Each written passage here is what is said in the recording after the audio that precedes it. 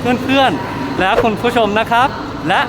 สวัสดีครับคุณสุปพรนะครับที่อยากเรียนเกี่ยวกับการเดินทางด้วยรถไฟที่สวิตนะครับเพราะว่าวันนี้ผมพยายามจะอธิบายทุกอย่างรายละเอียดเกี่ยวกับเดินทางด้วยรถไฟที่สวิตนะครับโอเคปะไปเรียนกัน SBB หมายถึงว่า Schweizerische Bundesbahnen และเป็นการรถไฟของประเทศสวิตเซอร์แลนด์ในภาคตะวันตกที่เขาพูดภาษาฝรั่งเศสเขาไม่ใช้คำว่า SBB แต่เขาจะใช้ CFF แทนและในภาคใต้ที่เขาพูดส่วนมากภาษาอิตาลีเขาเรียกว่า FFS นะครับต่อวันจะมีคนใช้การเดินทางด้วยรถไฟมากกว่า1 ล้านคนที่สวิตเซอร์แลนด์นะครับเพราะว่ารถไฟที่นี่สะดวกมากและตรงต่อเวลาสมกับประเทศสวิตที่เป็นประเทศที่ผลิตนาฬิกาหลายยี่ห้อดังๆนะครับถ้าทุกท่านและเพื่อนๆทุกๆคนมาเที่ยวที่สวิตเซอร์แลนด์ผมแนะนำเดินทางด้วยรถไฟได้เลยนะครับแต่ว่าก่อนเพิ่มข้อมูลผมพาทุกท่านไปที่สนามบินครับเพราะว่าสนามบินที่ซูริกคงจะเป็นสถานที่แรกที่คุณเหยียบพื้นดินของสวิตเซอร์แลนด์และที่สนามบินเหมือนกันอาจจะเป็นสถานที่แรกที่คุณอาจจะใช้รถไฟของ SBB นะครับโอเคปะไปดูกันครับโอเคตอนนี้ผมกำลังอยู่ในเทอร์มินอล 2 ของสนามบินที่ซูริกนะครับซึ่งส่วนใหญ่แล้วคุณจะออกประตูนี้หลังจากรับกระเป๋านะครับออกมาข้างนอกแล้วคุณจะเห็นป้ายบอกรายละเอียดเกี่ยวกับการเดินทางต่อนะครับ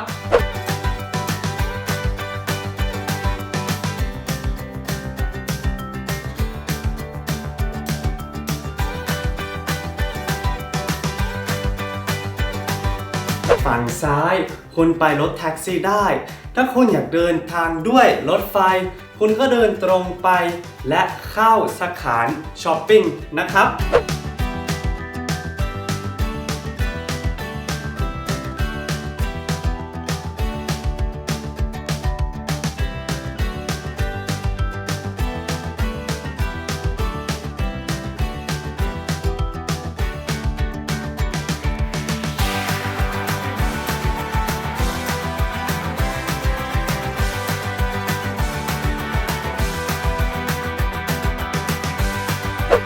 ตอนนี้เราอยู่ข้างล่างแล้วและคุณจะเห็นเครื่องขายตั๋วและมีอีกเคาน์เตอร์ที่คุณสามารถแลกเงินได้และสุดท้ายมีเคาน์เตอร์ของ SBB ที่เขาขายตั๋วรถไฟ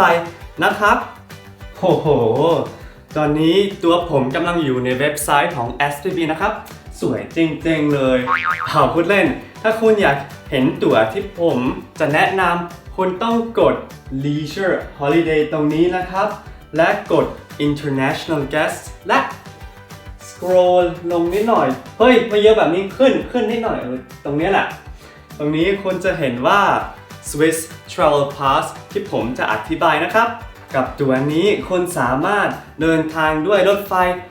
ทั่วสวิตเลยนะครับท่านสามารถเลือกซื้อแบบใช้หลายวันได้มี3 4 6 8และ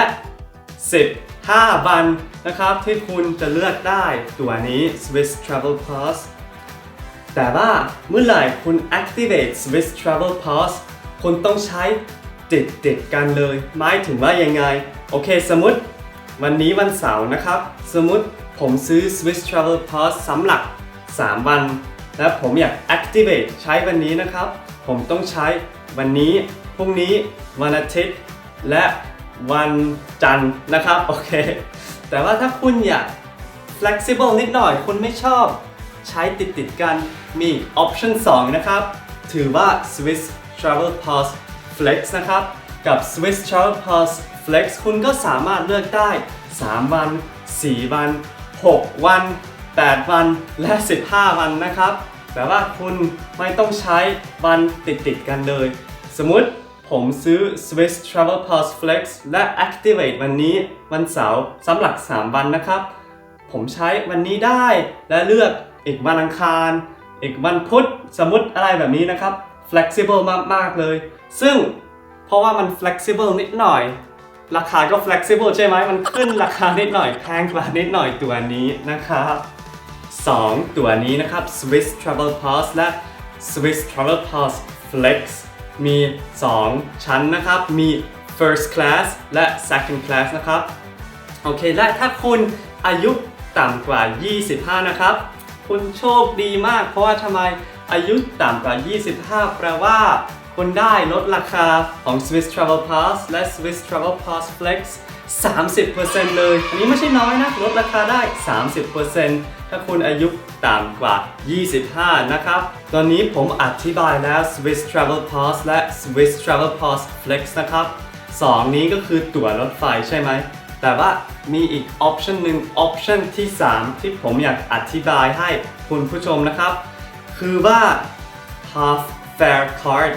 มันคืออะไรอ่ะ half fare card ไม่ใช่ตั๋วรถไฟนะครับ half fare card คือว่าบัตรลดราคา 50% สมมุติผมอยากจะเดินทางไปบรัสเซลส์ด้วยรถไฟนะครับและสมมุติราคา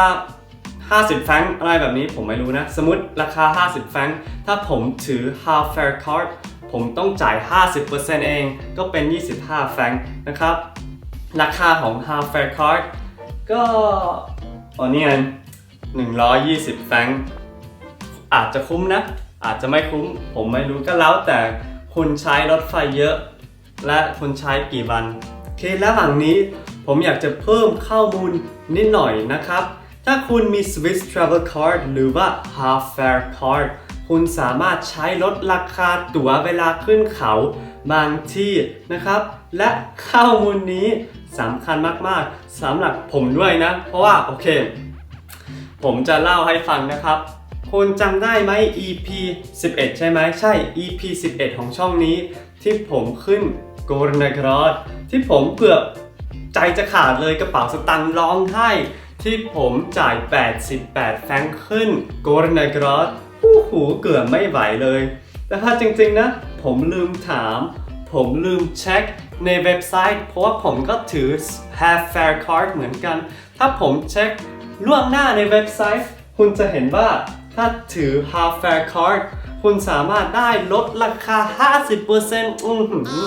ซ็งเลยคุณผู้ชม เปล่าพูดเล่น everything okay จริงๆอ่ะผมต้องจ่าย40 แฟรงค์เองขึ้นโกลในกรอสแต่ว่าผมจ่าย88 แฟรงค์เพราะผมไม่ได้เช็คไม่ได้ถามคุณอย่าทำผิดเหมือนผมนะต้องเช็คทุกเวลาถ้าขึ้นเขาหรือว่าถามเขาเลยที่นู่น SBB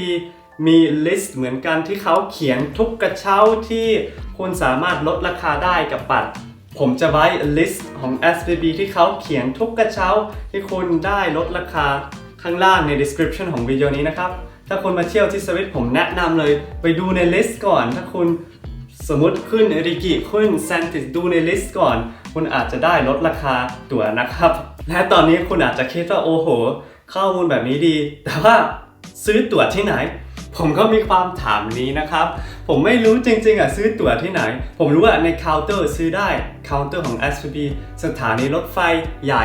ส่วนมากมีเคาน์เตอร์ของ SBB แต่ว่าจริงๆผมก็คิดว่าทางออนไลน์ซื้อได้ไหมผมก็ไม่รู้ อย่างผมที่เกิดมาที่นี่โตมาที่นี่ยังไม่รู้เลยผมก็เมื่อวานนะผมไปเคาน์เตอร์ SBB แล้วผมถามเขาแล้วเขาบอกว่าโอเคถ้าคุณอยากซื้อ Swiss Travel Pass หรือว่า Half Fare Card คุณสามารถซื้อได้ในเคาน์เตอร์หรือว่าทางออนไลน์ก็ได้ถ้าคุณซื้อทางออนไลน์คุณก็ได้ PDF ตั๋วนะครับแต่ว่าจริงๆนะผมแนะนำไปในเคาน์เตอร์ที่สวิตเลยทำไมอ่ะเพราะว่าสักครู่นะครับทันอยู่ไหมโอเคเพราะว่าถ้าคุณไปในเคาน์เตอร์ที่สวิตของ SBB ที่สถานีรถไฟเขาจะแจกแผนอะไรแบบนี้ที่คุณจะอ่านได้ข้อมูลที่ดีมากนะเกี่ยวกับเที่ยวด้วยรถไฟที่สวิตซึ่งผมแนะนำไปซื้อตั๋วที่เคาน์เตอร์ของ SBB นะครับระหว่างนี้ผมคิดว่าผมอธิบายทุกอย่างนะที่สำคัญที่สุดเกี่ยวกับการเดินทางด้วยรถไฟถ้าคุณมาเที่ยวที่สวิตนะครับแต่ว่า มีสิ่งหนึ่งที่ผมอยากจะอธิบายให้ทุกคนเลยคือว่าถ้าคุณอยากซื้อตั๋วธรรมดาแบบตั๋ว24ชั่วโมงหรือว่าตั๋ว one way แบบ one way ไปบอสเซลจากซิริกโอ้ยทำไมบอสเซลอีกละลูเซิร์นไปลูเซิร์นจากซิริกสมมติแบบนี้คุณอยากจะซื้อตั๋ว one way ในตู้ของ SBB ผมอยากจะอธิบายว่าให้ทุกคนเห็นถ้าคุณอยากซื้อตั๋วในตู้จะซื้อยังไงโอเคตอนนี้ผมอยู่ในตู้ของ SBB แล้วนะครับฝั่งขวาล่างข้างล่างคุณจะสามารถเปลี่ยนภาษาได้สำหรับวิดีโอนี้ผมเลือกภาษาอังกฤษแต่ว่าจริงๆนะมีแต่ภาษาอังกฤษฝรั่งเศสเยอรมันกับอิตาลีนะครับภาษาไทยยังไม่มีเสียดายนิดหน่อยโอเคและตรงนี้นะครับฝั่งซ้ายมี recommendation ของ SBB ที่ตู้เซฟไว้แล้วและฝั่งนี้มีตั๋วพิเศษแบบ9 uur pass หรือว่าเพิ่มโซนตั๋วอะไรแบบนี้นะตั๋วพิเศษโอเคสมมติคุณอยากจะไปจีนีวาสมมติคุณไม่มี half fare card นะอยากซื้อตั๋ว one way ไปจีนีวาจะซื้อยังไงโอเคผมจะโชว์ให้นะครับเชิญเลย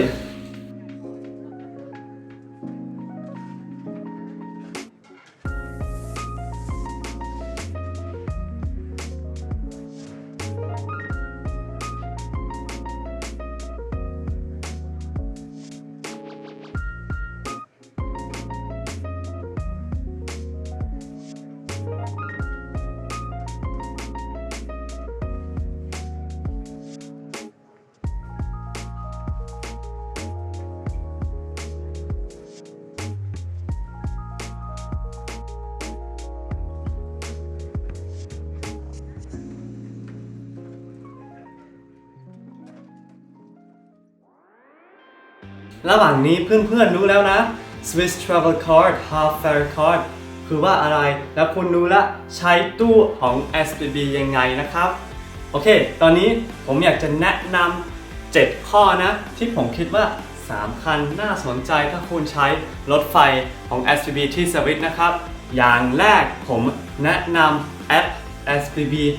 100% จริงๆเลยแอปนี้ฟรีและในแอปของ SBB คุณเช็คทุกอย่างได้เกี่ยวกับการเดินทางด้วยรถไฟสมมุติผมอยากจะไปทิจิโนผมเห็นในแอปโอ้ยไปคอนเนคชั่นไหนไปเวลาไหนราคาตั๋วแพงเท่าไหร่เห็นทุกอย่างเลยในแอปของ SBB แบบโอ้โหไม่มีแอป SBB ไม่ไหวนะอันนี้แอปดีมากเลยคุณผู้ชมข้อที่2ระหว่างเราคอยรถไฟที่สถานีเราจะสังเกตเห็นว่าโซน A B C D โซน A B C D ช่วยให้เรารู้เราต้องยืนตรงไหนสมมติอย่างเช่นในภาพนี้ถ้าผมซื้อตั๋ว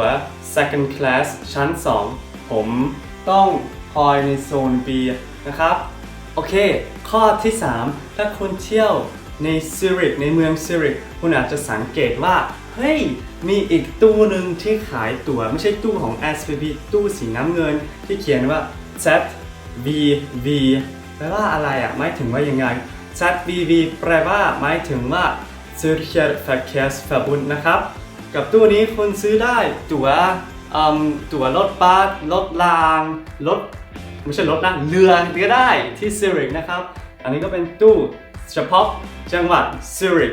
ไม่เหมือนกันนะโอเคข้อที่ 4 ถ้าคุณถือ Swiss Travel Card หรือว่า Swiss Travel Card Flex นอกจากรถไฟรถเมล์รถรางคุณใช้ได้สำหรับนั่งเรือนะครับถ้าคุณเที่ยวในซิริกหรือว่าในเมืองลูเซิร์นที่ติดทะเลสาบคุณสามารถใช้ Swiss Travel Card สำหรับนั่งเรือนะช่วงซัมเมอร์หน้าร้อนผมแนะนำได้เลยวิวสวยมากเลยนะเพลินๆนั่งเรือแนะนำนะครับโอเคข้อที่ 5 ถ้าคุณเที่ยวในเมืองซิริกถ้าคุณเหมือนผมนิดหน่อยแบบชอบตื่นสายมีอีกตั๋วหนึ่งที่ผมแนะนำได้นะครับตั๋วนี้ชื่อว่า9 uur pass 9 uur pass คือว่าอะไรอันนี้คือตั๋วต่อวันที่คุณใช้ได้หลังจาก9 โมงเช้าถึงตี 5อีกวันหนึ่งนะครับและเสาร์อาทิตย์ใช้ได้ก่อน9 โมงเช้านะครับใช้ได้ทั้งวันเลยข้อที่ 6 อันนี้ข้อที่สำคัญมากๆเลยถ้าคุณขึ้นภูเขาและคุณถือ Swiss Travel Pass หรือว่า Half Fare Card ก่อนขึ้นภูเขากับกระเช้าหรือว่ารถไฟเช็คก่อนนะเช็คล่วงหน้าคุณอาจจะได้ลดราคา 50% นะอย่าเป็นเหมือนผมที่ไม่เช็คหรือไม่ถามแล้วก็จ่ายราคาสูงเกินนะครับเช็คทุกเวลาก่อนในเว็บไซต์ของกระเช้าหรือว่าในลิงก์ของ SBB ข้างล่างนะครับโอเคข้อสุดท้ายข้อที่ 7 นะครับผมรู้ว่าข้อมูลที่ผมอธิบายเมื่อกี้นี้เยอะมากเลยอย่างผมที่โตมาที่นี่ยังไม่รู้ทุกอย่างแบบผมต้องไปถามในเคาน์เตอร์ของ SBB ซื้อตั๋วได้ทางออนไลน์ไหมอะไรแบบนี้แล้วผมอยากจะแนะนำข้อที่ 7 ที่ถือว่าถ้าคุณมีความถามนะไปในเคาน์เตอร์ SBB เลยเกือบทุกสถานีที่ใหญ่หน่อยเขามีเคาน์เตอร์และมีพนักงานที่คุณสามารถถามได้และเขาแบบโอ้โหให้ข้อมูลที่ดีเลยอันนี้ผมแนะนำได้เลยนะครับคุณผู้ชมโอเคขอบคุณมากนะครับที่ฟังข้อมูลทุกอย่างกับผมวันนี้เฮ้ยคุณผู้ชมไม่ได้เห็นโอเคเพื่อนๆขอบคุณมากนะที่ชมวิดีโอนี้ผมหวังว่าวิดีโอนี้จะช่วยทุกคนที่อยากเที่ยวด้วยรถไฟที่สวิตนะครับอย่าลืมกดไลค์ subscribe และแชร์กับเพื่อนๆนะครับโอเคพบกันใหม่วิดีโอหน้าบ๊ายบาย